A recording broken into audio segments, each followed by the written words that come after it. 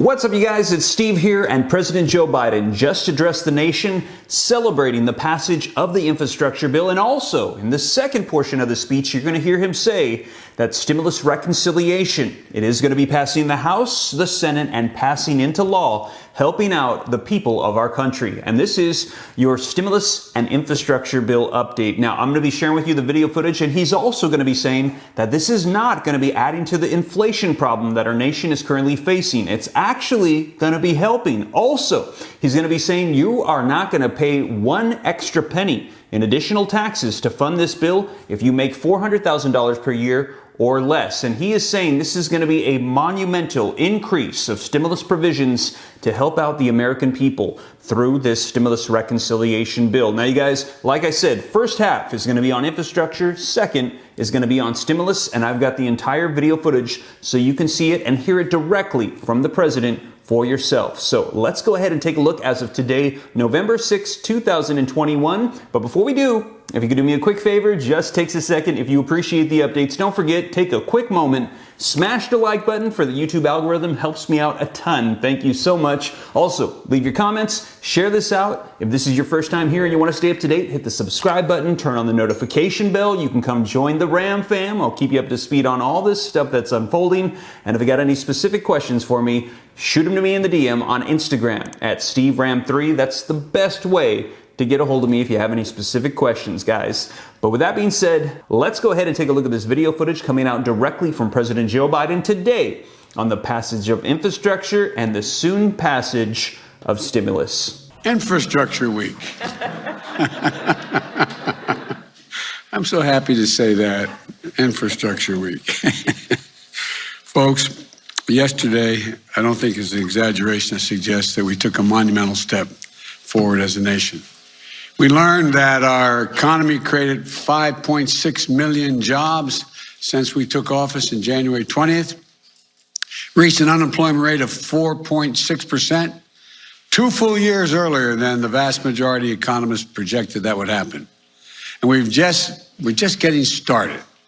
We did something that's long overdue, that long has been talked about in Washington, but never actually been done. The House of Representatives passed an Infrastructure Investment and Jobs Act. That's a fancy way of saying a bipartisan infrastructure bill, a once-in-a-generation investment that's going to create millions of jobs, modernize our infrastructure, our roads, our bridges, our broadband, a whole range of things, to turn the climate crisis into an opportunity.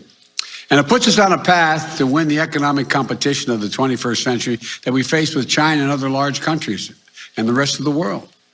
It's going to create more jobs, good-paying jobs, union jobs that can't be outsourced, and they're going to transform our transportation system with the most significant investments in passenger rail, the most significant investment in 50 years, in roads and bridges, the most significant investment in 70 years, and more investment in public transit than we've ever made, period. It's going to modernize our ports and our airports. I'm going to be going to some of our ports next week. And the freight rail, increasing that as a reason. I mean, look, we have bottlenecks across the country. We're doing so much with this legislation. It's going to make it easier for companies to get goods to market more quickly and reduce supply chains, bottlenecks, and for decades to come.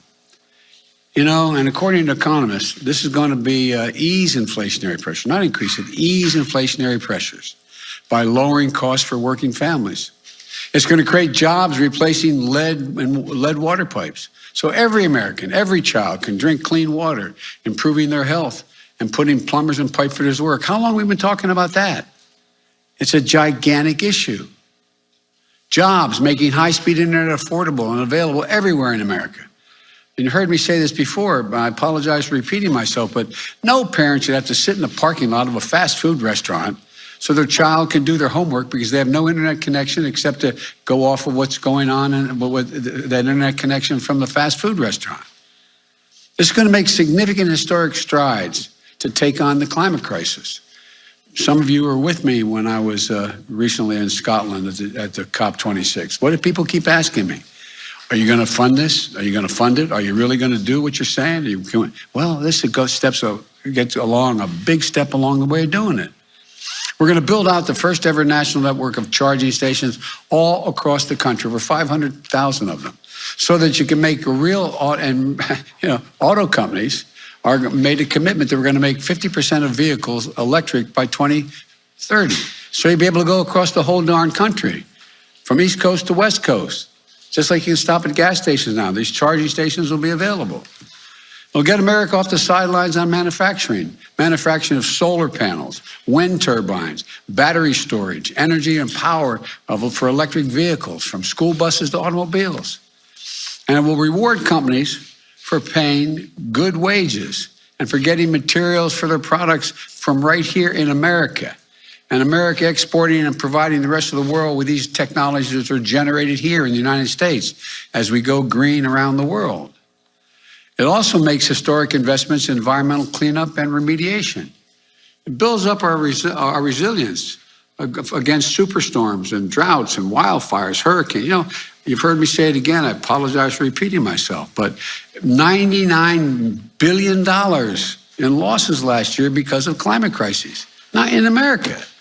$99 billion it cost the taxpayers of America. It represents a blinking red code out there for our nation. Vice President Harris and I look forward to having a formal signing ceremony for this bipartisan infrastructure soon. I'm not doing it this weekend because I want people who work so hard to get this done, Democrats and Republicans, to be here when we sign it. But we're looking more forward to having shovels in the ground to begin rebuilding America. And for all of you at home who feel left behind and forgotten in an economy that's changing so rapidly, this bill is for you. The vast majority of the thousands of jobs that will be created don't require a college degree. There'll be jobs in every part of the country: red states, blue states, cities, small towns, rural communities, tribal communities. This is a blue-collar blueprint to rebuild America, and it's long overdue. I'm also proud that the House took a big step forward to pass my Build Back Better Act, which for the week of November 15th, they're going to be taken up. They went through the procedural mechanisms to ensure that occurs. Let me be clear. We will pass this in the House, and we'll pass it in the Senate. The Build Back Better Act will be a once-in-a-generation investment in our people, getting America back to work by reducing the cost of child care and elder care, and getting millions of women back in the job who have to stay home because they cannot afford the child care or the health care for their parents, providing universal pre-K for every 3- and 4-year-old child in America, and increasing their academic achievement potential significantly, making health care more affordable, lowering prescription drug costs, the tax cuts for working people and the middle class so that folks have just a little, I know you're tired of hearing me say, my dad used to always say, as a middle class guy, we just need a little breathing room, It's going to reduce child poverty in this country, by the way, by 50%. We're already on track to do that with the child tax credit we passed in our last piece of legislation. And this bill is fiscally responsible. That's a fancy way of saying it's fully paid for. It doesn't raise the deficit by a single penny. And it actually reduces the deficit, according to the leading economists in this country, over the long term. And it's paid for by making sure that the wealthiest Americans, the biggest corporations, begin to pay their fair share. Again, you've heard me say it 100 times. Why should 40 or 55 corporations made over $40 billion in the last couple of years, why should they pay zero in tax? I said, I'm a capitalist, I'm not a socialist, but the bottom line is everybody should pay their fair share. Zero in taxes? Come on. And keep my campaign commitment, it does not raise a single penny in tax for anyone making less than $400,000 a year. Say it again. Folks, no matter what they tell you, you're going to find out. This will not affect your taxes one little bit and having to pay a penny more if you make less than $400,000 a year. Independent experts have concluded that these bills are the highest value investments that we can make to grow the economy. It's going to create millions of jobs, increase productivity and wages, and reduce cost, and generate significant and historic economic growth. Again, the press is here. The poor people have to follow me all the time. They've heard me say this a lot. We got out of the blue a couple weeks ago a letter from 17 Nobel Prize winners in economics, and they determined that it will ease inflationary pressures, not create them, ease them, ease those pressures. And for the economy, it recognizes that we face an inflection point.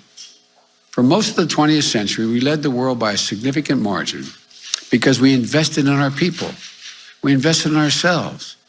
You've heard me say it 1,000 times. Jill would say, and my wife says, any country out education is going to outcompete us. We invested in education. We invested in health. We invested in things that affect people's opportunities to succeed. We built an interstate highway system, which led to the best roads, bridges, airports, and transit systems in the world. These are the arteries of commerce that move goods from coast to coast quickly. That's why people decide to build facilities here in the United States. We empowered our companies to outcompete the world. And we created jobs and untold opportunities for our people to travel, to live, and to work. But somewhere along the way, we stopped investing in ourselves. We stopped investing in our people. And we've risked losing our edge as a nation. I don't even think it was conscious, but that's just what's happened. And China and the rest of the world are moving to catch up, in some cases, in certain areas, move ahead. Our infrastructure used to be rated the best in the world. Today, according to the World Economic Forum, we rank 13th in the world. The United States of America ranks 13th in the world in infrastructure. Come on. We used to lead the world in education achievement. Now, the Organization for Economic Cooperation and Development, the OECD, ranks America 35th out of 37 major companies when it comes to investing in early education for childhood education and care. Think about that. Those of your parents know. You start kids early, you give them the basis, you give them the material to be able to go on. It's simply unacceptable that we rank 35. We're now turning it around in a big way. Any single element of this plan would be a fundamental change in America. But taken together, they're truly consequential. Again, I have more to say about this soon, but when we have the bill signing, I'll be able to thank everyone in the Senate and the House for their leadership. I hesitate to start now. I'll leave somebody out, and I want to make sure everyone who is part of this gets credit for it. But for now, I want to quickly thank members of the House who worked so hard to get some of this done. Speaker Pelosi, Steny Hoyer, Jim Clyburn, progressive leaders, moderate leaders, Democrats, Republicans. They in fact worked together. It was like, as I saw, someone told me, my staff this morning, that on one of the programs this morning, they said, well, the sausage is made. It is a process. You all know it. You're all pros. You cover it. The American people have made clear one overwhelming thing, I think, and I really mean it. All the talk about the elections and what do they mean and everything. They want us to deliver. They want us to deliver. Democrats, they want us to deliver. Last night, we proved we can. On one big item, we delivered. I want to close with this. For much too long, working people in the middle class of this country have been dealt out of the promise of America. That sounds like hyperbole, but I really mean it. Some of you may remember when I ran, I was legitimately, it's appropriate to be criticized. I'm not complaining about being criticized, but when I said I was running for 3 reasons. One, to restore the soul of America, bring back some decency and honor in the way in which we dealt with one another. The second reason was to rebuild the backbone of the country, the middle class. The wealthy are value added to the country, but they didn't build the country. Hard-working middle-class folks are the ones that built this country. They're the ones that built the middle class. They're the ones that built the backbone of the country. And what I decided to do was I said we have to begin to build the economy from the bottom up and the middle out. Well, folks, that hadn't been the case. I'm so tired about trickle-down economic theory that I'm trickled out. The idea that, and I asked a rhetorical question. When the middle class has done well, when are the wealthy when at any time has the wealthy not done extremely well as well? I mean, come on. We got to give working folks a real chance, a chance. And so, folks, there's an awful lot more to say about this, but today, I think, has just been a good day. You know, it's time to deal folks back in. You know, as you've heard me say it again, I make no apologies for it. These bills, in fact, are the two bills we're talking about, the Build Back Better bill, which we're going to be working on now, and this bill, are all designed to give ordinary people a fighting chance to begin to sort of level the playing field just a little bit, not punish anybody. I've long said it's never, ever been a good bet to bet against the American people. Never. And that, what it really means is bet on the American people. Give them a shot. Give them a shot. That's what these plans do. They bet on average Americans. They believe in America. They believe in the limitless capacity of the American people. If you look at the history of the journey of this nation, what becomes crystal clear, not a joke, given half a chance, the American people never, ever, ever, ever, ever, ever let their country down. We're about giving them a full chance this time. And when we do, there's going to be no stopping us. I truly believe that 50 years from now, folks are going to look back and say, this was the moment, this was the period, this year and the next couple years, when America decided to win the competition of the 21st century, to get in the game full bore. So my message to all the American folks is, let's get to work. Let's get this done. God bless you all.